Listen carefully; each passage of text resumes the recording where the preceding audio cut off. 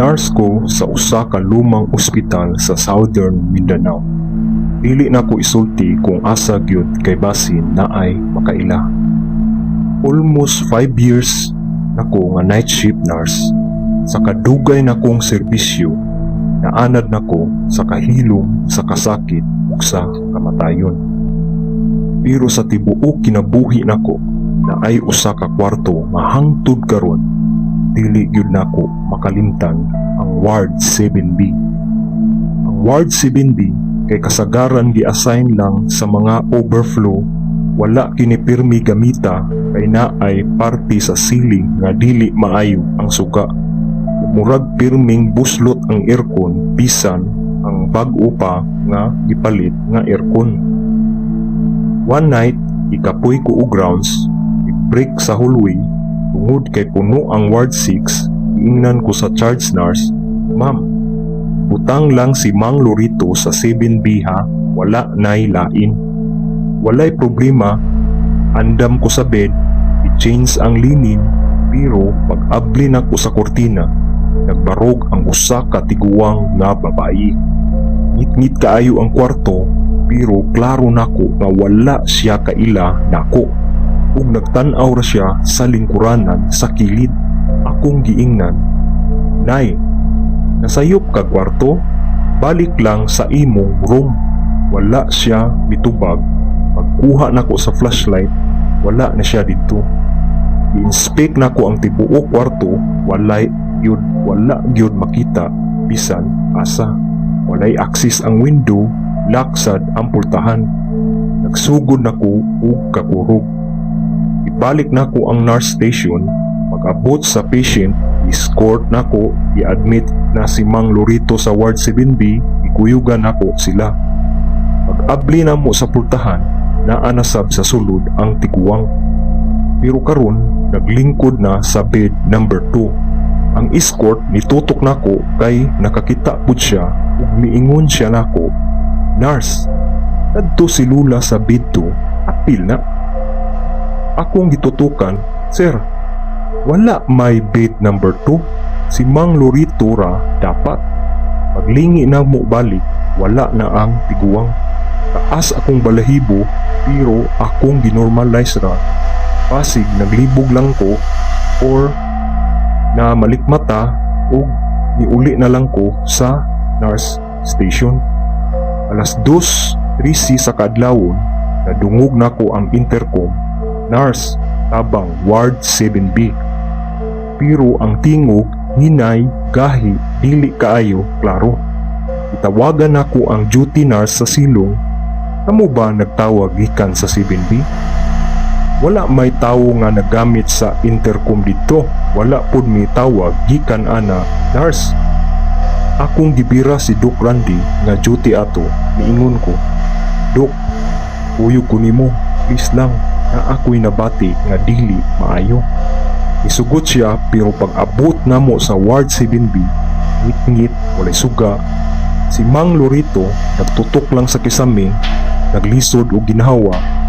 Ako siyang giduol, pero miingon siya, "Nurse, ayaw tuguti nga moapil siya nako." "Kinsa tay? Kinsa ang bote mong ipasabot?" Ang babae nga walay nawong naglingkod ra sa kilid, gikan siya sa salog. Paglingi namo, na ay puti nga bayhon nga anino nagbarog duol sa IV stand. Walay nawong, wala naglihok, walay tingog. Ikulaps ang ilaw sa IV bag. Ako nabanggaan sa pagkakurat sa akong nakita. Ug si Doc Randy isyagit sad sa pagkakurat kay nakita sa niya ug miingon siya, "Dagan, nanagan mi pagawas ug nanawag mi og kauban namo na mga staff." Pagkabuntag, wala na si Mang Lorito, cardiac arrest, alas 3:33 sa kaadlawon. Pero ang pinakalisod kay pag-review sa CCTV ikan sa hallway. Sa footage, nakita gyud nag-open o close ang pultahan sa 7B kada alas 2:15 sa kaadlawon. Walay tawo nga nisulod, walay nurse, pero nagsugod ang cardiac arrest ni Mang Lorito after ang pinaka last part sa video. na ay nawong sa samin duol sa pultahan sa panel, puti, walay mata, pero nagtanaw ra. Ipabungkag namo ang kwarto pagkahuman adtong nakita namo, pero kung maminaw ka duol sa oxygen room, usahay madungog gihapon ang tingog nga moingon, "Nurse, tabang, Ward 7B."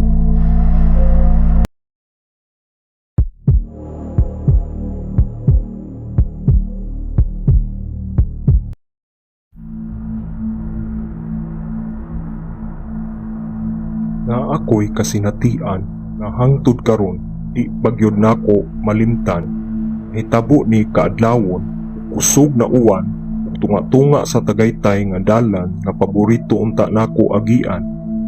Pero human ato dili na ko moagi didto inig gabii, dili na gyud.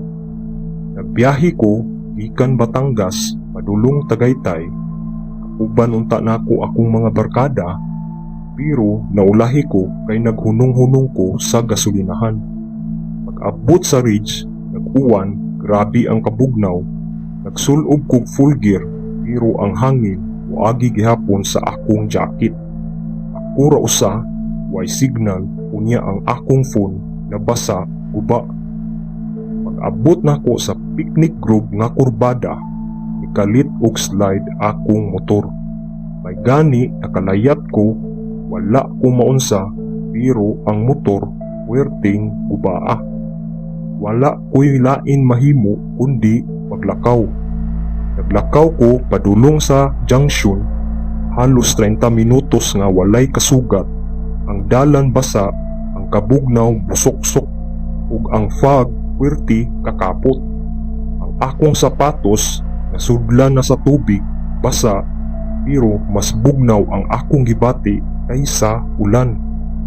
Ako na lang usa sa karsada, walay nihunong nga sakyanan, maski taxi o private. Hangtod kalit lang na ay nihunong nga auto sa akong atubangan.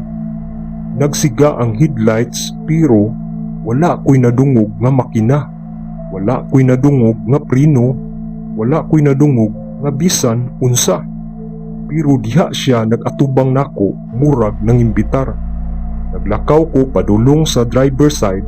Sa akong hunahuna, salamat Lord, maluwas na gid ko. Pag-abot nako, walay tawo sa manubila. Walay silwita, walay lihok, walay bisan unsa. Nagtindog ko sa kilid, ako pagyud gilili ang bintana, wala gihapon, walay hulma, walay driver. Ipangita nako kung basin naglingkod lang ang driver, pero walay tawo. Nagtuo ko nga prank lang ni, pero wa ko'y nadungog nga katawa. Wa ko'y nadungog nga tingog. Ang akong instinct misinggit sa akong utok, dagan. Paglingi nako, ang headlights nawalag kalit. Murag gipalong lang. Human ana, murag mibugat ang hangin. Nagkurog akong tuhod, nagsugod ko dagan. Dili lang tungod sa kahadlok, pil na pod ang pangutana, unsa to? Asa tugikan? Kinsa man to? Nagpadayon kog lakaw, madasig, wala na ko'y plano nga mulingi, wa ko'y plano nga muhunong. Mingaw kaayo ang dalan, way laing sakyanan, wala ko'y kasugat, pero murag naay nagtutok sa akong likod. Pagabot nako sa gamay nga waiting shed na ako'y nangkita nga guard, wala ko kahuna-huna, diretso ko pangutana, "Sir, naabay auto nga muhunong diri nga walay driver sulod?" Wala siya mismile, wala siya mahibulong. Ang iyang tubag, "Ikaw na pod?" Hangtod karon, di pa ko kahatag og rason, pero daghan na di ay mi. Daghan na ang nakaagi. Kung naamoy plano nga moagi sa Ridge Road sa Tagaytay, inig kadlawon, tan-awag yun ang sulod sa sakyanan nga muhunong, kay dili tanan nga muhunong, tinuod nga tawo ang sakay.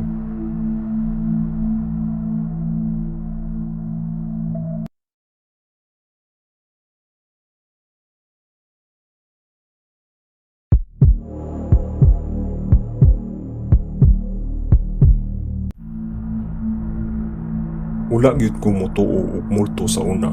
Dili ko motuo og mga istorya bahin sa mga balay nga giingog haunted. Pero katong tuig nga nibalhin ko sa usa ka balay sa Juna Subdivision, nagbag-o tanan. Ang akong pangalan si Renzo, ni-graduate ko og engineering sa Davao ug nagtrabaho ko sa usa ka IT firm duol lang sa Matina. Tungod kay layo ra ang among balay sa Kalinan, nagdesisyon ko pagpangita og lugar nga duol sa syudad para rintahan. Ang akong office mate, bi-refer nako sa usa ka dugay nang gipinag-iyahan nga balay sa Champaka Street, dapit sa Juna Subdivision. Giingnan ko nga barato ra kuno kay karaan ug dili ganahan ang uban mo puyo kay giingon nga haunted. Nagkatawar ako, di man ko motuo anang butanga. Pag-adto nako dito, pirmi nga mingaw ang balay, murag gikan pa sa 1970s ang kahoy nga bintana, nga karaan na, ang puti nga pintura ning simang na ugray, pero barato ra kaayo, 2.5 per month, fully furnished pa. Sa akong unang gabi dito, wala ko'y laing gibati, gikapoy ra ko gikan sa trabaho. Naghigda ko sa akong kwarto, nag-scroll sa phone hangtod nakatulog ko. Mga alas 2 sa kadlawon, nakamata ko sa kalit, murag na ako'y nabati nga pila katapak sa taas. Na may atik diri? Pangutanan ako sa akong kaugalingon. Nang hinaot lang ko nga posible nga ilaga ra to, pero lain akong gibati. Murag dunay naglakaw sa taas, dungan sa hangin nga niyagyag sa akong abaga. Sa sunod gabi sayo ko natulog, nalimot ko og off sa hallway nga suga mga alas 3 sa buntag na ay kalit nga murag nitindog sa akong door frame. Dili kaayo klaro ang nawong, murag puti ra siya og duster, unya nagtan-aw lang. Nagkurog akong lawas, wala ko kalihok, wala sad ko makasinggit. Pagkurap na ko og balik, wala na ang anino. Disusi na ko ang pultahan, sirado man, pero kabalo ko nga dunag yoy nitindog sa akong door. Usa ka adlaw ang akong ig-agaw nga si Charmaine natulog sa akong kwarto kay naglaag siya sa syudad. Pagkabuntag, siya pagyud ang unang namukaw nako. Dong, wala ka kabantay? Na ay babayi nagtan-aw sa imuha gikan sa hallway, mga alas 3 sa kaadlawon sa buntag. Gidescribe niya, puti ug buhok, nagduster ug bugat ang mga mata, dili normal ang hitsura. Ibalhin ko pagkahuman sa ikatulo ka semana. Sa akong paghatag sa yawi, istorya ang caretaker, naanad naman mi anang babayeng magpakita dinha sir. Anak na siya sa tag-iya sa una, giingon nga gitago diri pagkamatay na amanggod siya'y diferensya. Dili siya gustong na ay mupuyo diri, mao siguro nga pirmi mo pahawa ang mga tenants. Hangtod karon, magdamgo gihapon ko atong hallway ug atong babayi nga puti nga pirmi lang nagtan-aw. Ayaw gyud mo pag-abang sa barato kung kabalo mo nga walay lain gusto mo puyo.